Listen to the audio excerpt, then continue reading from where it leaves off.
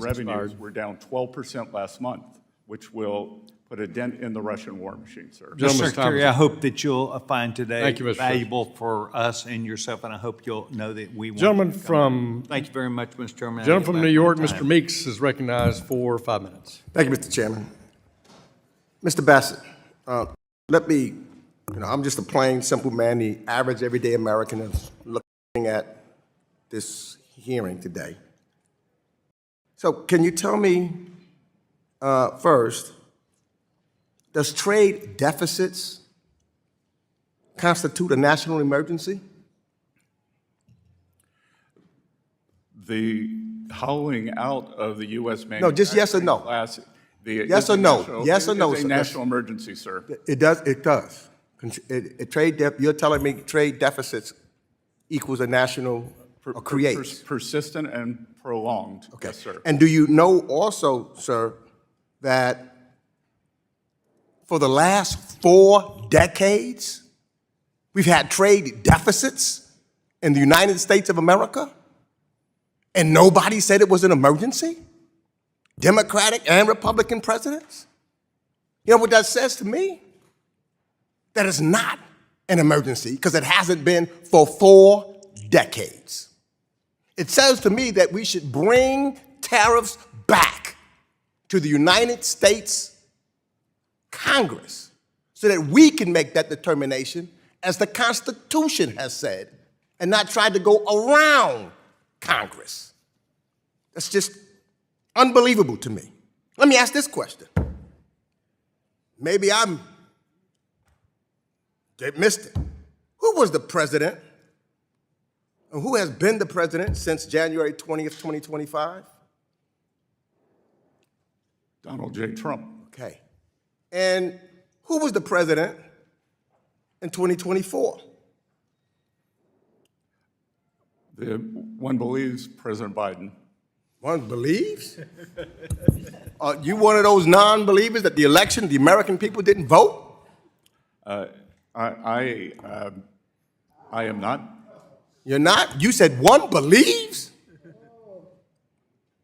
Do you believe in the Constitution of the United States and it should be abided I by? believe in the Constitution of the United States. So you believe in it without any second thought.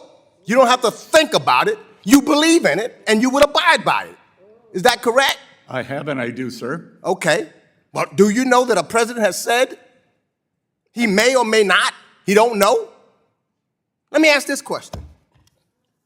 I couldn't believe my ears.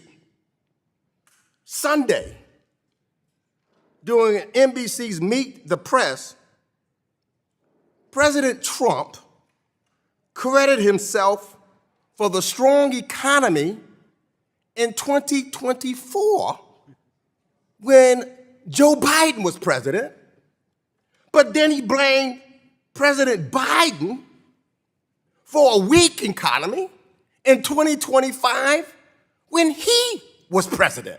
Now, I'm not so sure how the American people puts that together. In 2024, strong economy, he tries to take the credit. In 2025, when he's the president, he blames Joe Biden. That doesn't make sense to me. I don't think it makes sense to most Americans. And I hope, Mr. Secretary, you're a businessman, it doesn't make sense to you either. It can't possibly make sense to you.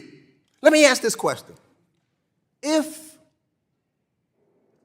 a government, say, look, Argentina, I remember when I came here, and Argentina kept failing to pay its debt.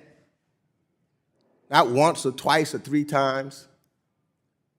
And we were all upset about it, and we said that they needed somebody needed to take over their government, somebody should help the president of Argentina. If the United States or didn't pay his debt or something like that, we'd be very upset about that if we couldn't pay our debt. I mean, that's one of our focuses. Is that not correct? Sir, the United States will always meet its debt obligations. Always. Well, let me ask you this. Donald Trump, the deal maker, and you didn't answer Ms. Velasquez's questions, no deals, although he said 3 weeks ago that there would be deals. But Donald Trump, not once, not twice, not 3 times, not 4 times, not 5 times, but 6 times failed to pay his debts on his business and went bankrupt. And you're going to call that a good business, man? The gentleman's I wouldn't time has invest in that expired. company. The gentleman's time has expired. The gentlewoman from Missouri, Ms. Wagner, the chair of our subcommittee on capital markets, is recognized for 5 minutes. I thank you, Mr. Chairman.